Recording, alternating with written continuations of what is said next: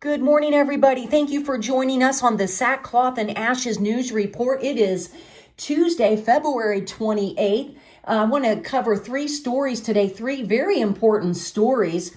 In the first story, the U.S. Marshals Service is investigating a major ransomware attack that has compromised some of its most sensitive information, including law enforcement materials, personal information of federal employees in the Marshals Service, and potential targets of federal investigations.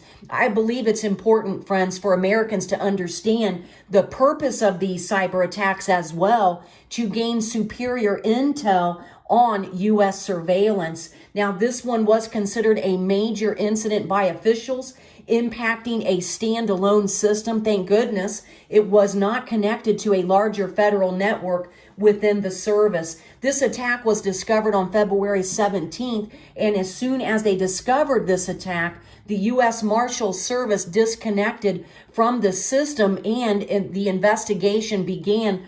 The cyber criminals obtained personal information of certain employees, information about wanted fugitives, as well as information on unidentified third parties. The information that this attack obtained, I am sure they are not letting us know all of the details of it, but it was highly sensitive information. The affected system also contained sensitive law enforcement information, including about ongoing legal procedures. The Department of Justice, which oversees the U.S. Marshals, called this cyber breach a major incident on February 22 at a news conference. Under U.S. policy, all major incidents are considered to be significant cyber incidents deemed likely to result in possible harm to the U.S., our national security, our foreign relations, or the economy, or to public confidence, our civil liberties, public health, and the safety of American people.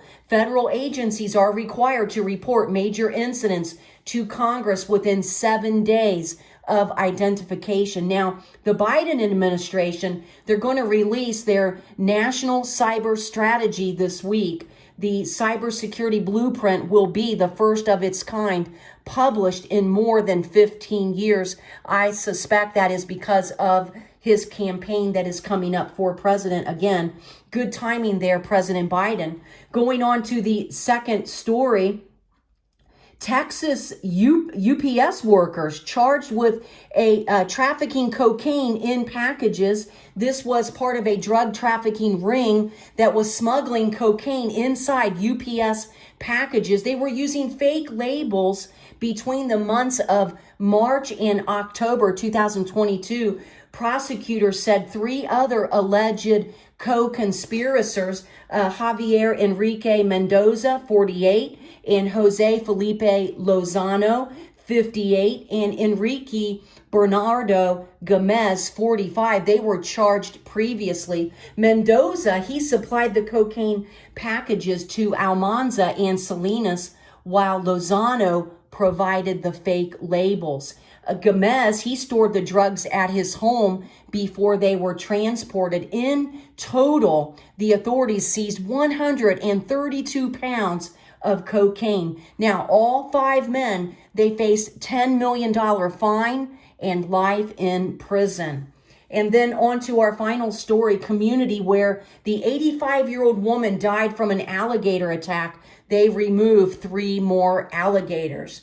So this is a Florida community where an alligator had killed an 85-year-old woman last week. They had 3 more alligators removed from the same neighborhood. The Gainesville Sun reported that the Spanish Lakes Fairways Homeowner Association, this is in St. Lucie, it addressed the matter last week in its monthly HOA meeting.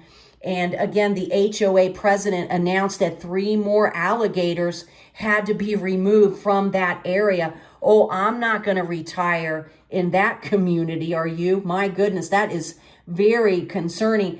Now, they did this to allay any concerns and to make them realize that precautions should be taken with regard to wildlife alligators in particular. Now, if you're walking by a lake, a pond, anywhere in Florida, understand this is Florida and there could be alligators. So do not walk against the edges of any pond or lake. Stay a safe distance away.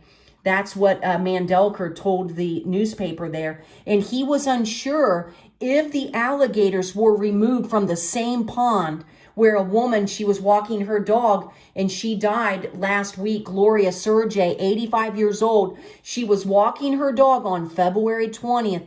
That's when the 11-foot alligator grabbed her dog. This lady is unbelievable, or was. Witnesses told officials that Sergey tried wrestling the dog away from the alligator. Unbelievable. She was bitten by the reptile and then she did die.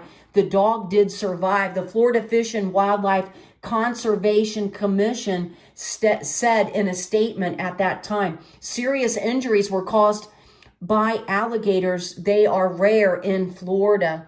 Now, this story reminds me of the preschooler age child who was killed by an alligator at a Disney resort years ago. We have really got to use common sense when we are out there around wildlife. We've got to be careful. Don't forget that not only are the nations in distress, the people, but the animals are also in distress, and they can act in very aggressive ways. Friends, we're still here in Ohio. A lot of news stories are centered around the train derailment here. We also had some very damaging weather here. A tornado touched down up in New Carlisle. So, friends, we do need to ask the Lord for wisdom and protection of our water resources, our food, our shelter. And we need to understand that the USA is under a multifaceted attack. You're not going to see this in the headline news, but as Christians, we have the Holy Spirit. Thank the Lord, and He will guide us how to pray. We need to be lifting up those who are being affected by these disasters, by these breaches in security, and also over our delivery system. A lot of things are going on around the USA. Well, friends, if you have any prayer requests today, please leave those. Just a general prayer request in the comments below. We will be honored to pray for you. That is what we are called to do at this hour. Seho and I, we bless all of you as we're out here traveling, and we'll be back in Tennessee sometime late tomorrow. God bless you. Talk to you again real soon.